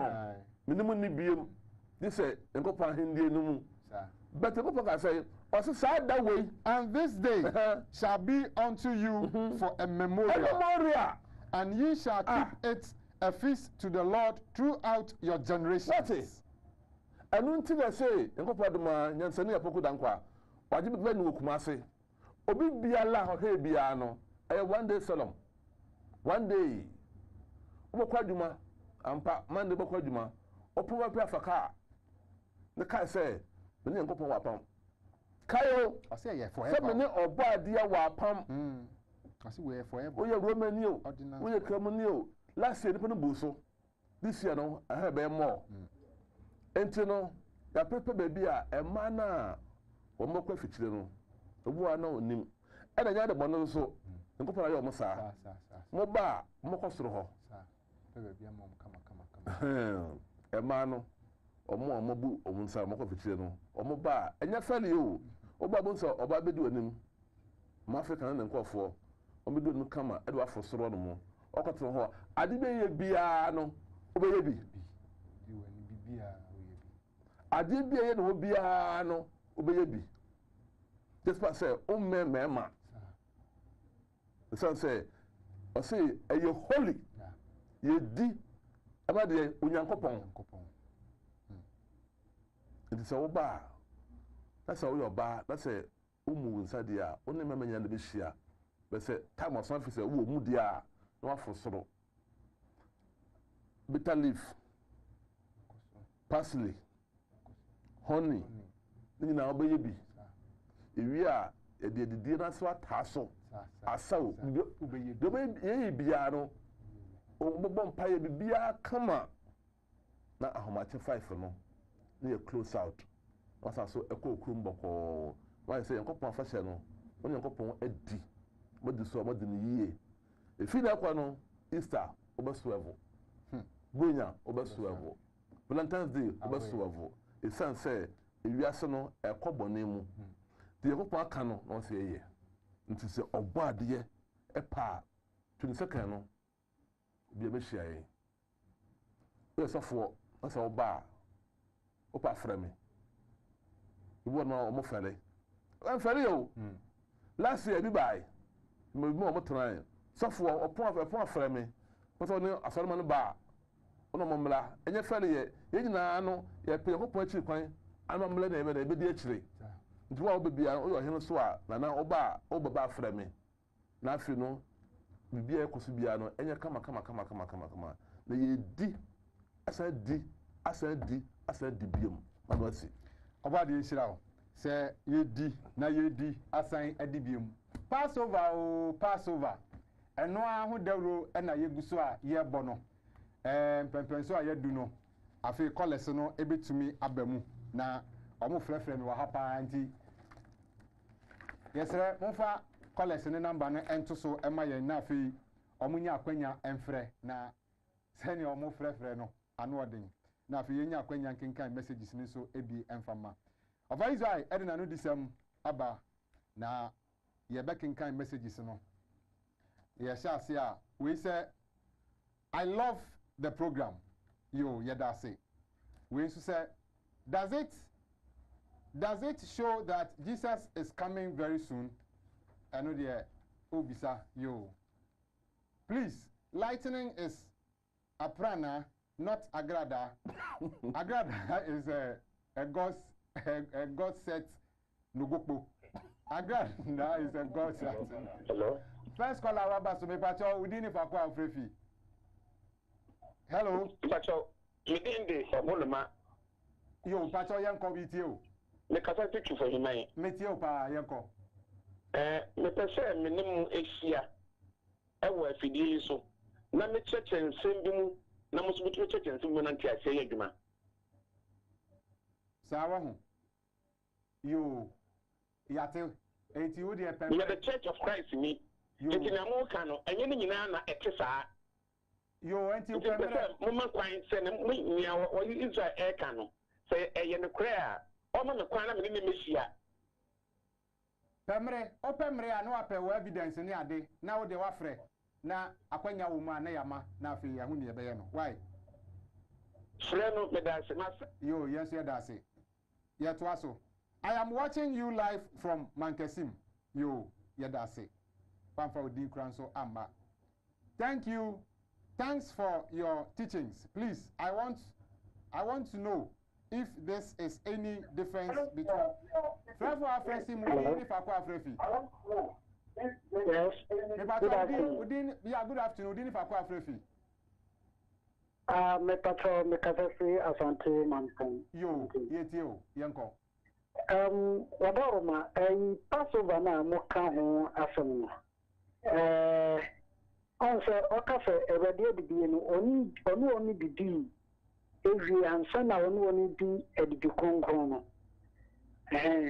Nti ene me ade esese ye hwe ho na yetumi bo ho na se traffic no so mu se wasisa obi nye Israel ni na se opese obi se twam afasiri dia onpe gaye ente no ho ansa na wotuwe bibi na se ye ko na ye nyina ye ko akosom si ko di twam afasiri na so obi ho ntia akwa be so na me be fa so a me amenye Israel ni anase no me fa so a me di ana me pese me ma ofa etima yin se asante twi kronkron no de o ka se asante ho free Bible ni mo buy no ehin fa pa pese o English Bible ni ma na say two Bible so so also yampa no say ya de yesu ade pa yo ya say King James Version Bible emu ya ken kan fi African Heritage. Yeah, African Heritage Study Bible.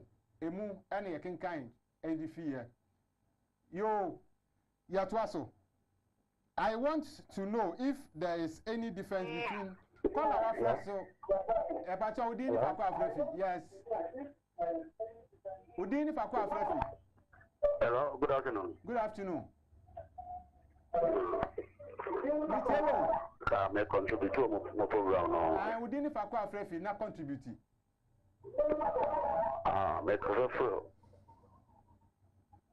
refer from Kumase.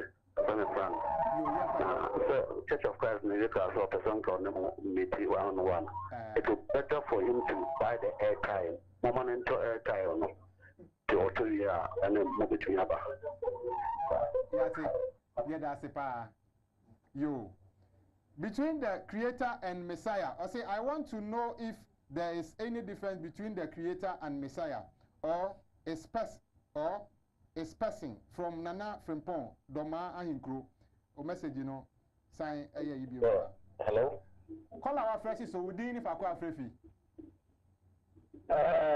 Pacho, me kasa fitakwari na nkampede mu asantefono bebi a wo fi quotation no. Se botu am quotation na nkama de na macho. Yeah, Pacho, ya kan on South here, ya Pacho time. Eye wi a na wa frɛ number bi beto so na bibia wo bia no, formation bia na waje. Why? Yeah, that's it. Ya Pacho, ya nto aso. I say if Pope Francis is the dust. But I call our Francis, so call our Basso, Dean Frefi. Hello? Okay, but so, the first hello, the first question. Yes, you. Hello? Meet you. The first question. Now, Pacho, program me papa.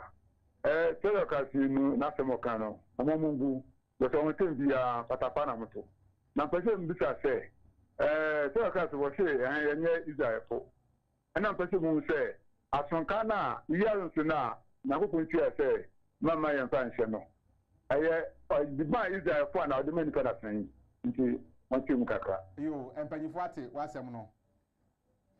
If Pope Francis is the dust, it means he is the last Pope till Jesus Christ comes. Therefore, Francis will deal with Papa Frefi. Hello. Udini fa kwa Frefi. Muyinifiso otieno why? Na yento aso.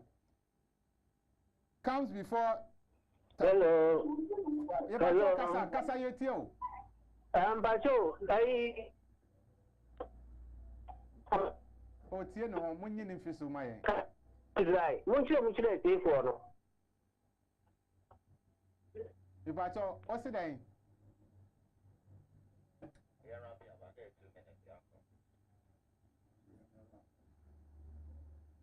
Your last message. Hello, good afternoon. I am watching you live from Aguna Swedru. I want to join the WhatsApp group. Yate, the number bibe tuja na fi wadwene. Number obetimi afrena ebiansem bi sabi wo ho a. 0244-686557. 0244-686557. When number ofra ubetimi abisa wonsem bisa bia. Aha ana berebe ma yakwan me yade dwumadie ni nyina aba na wiye. Empanyifo ebe kan mensa ma yade dwumadie somo eye wo fa ya opoku dankwa a oye executive director de makwa FN Freedom Mind Movement. Ona ne ba Israel Nkrumah a oye national coordinator de makwa FN Freedom Mind Movement. Ene dwumadi a edi eye Wake Up Africa dwumadi ene wani guso a o hwe. Midi ene Kofi Kumi. Besira mo ma menu Michael Asma. Makramo da sene.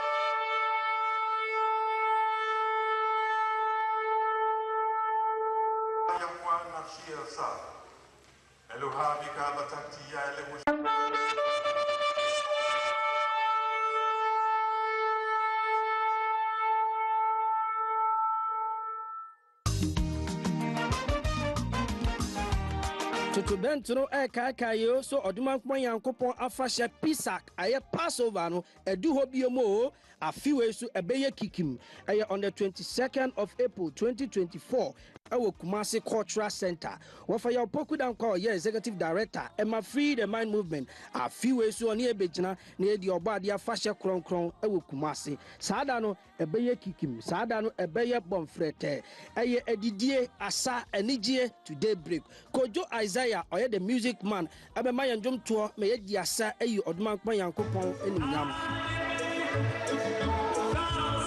yeah kaiwo a divine and the biblical new year about the fashion duo obibiambro a free the man movement and I did the second edition ebro media partner a Hebrew TV was a kind of baby our social media handle sadano a beye bonfrete a beye o say ye so person who made your own shomubia from 0244686557 and as I said 05046430552 sadano a beye kikim a Kumasi Cultural Center a Pisak a Passover Shana Tova.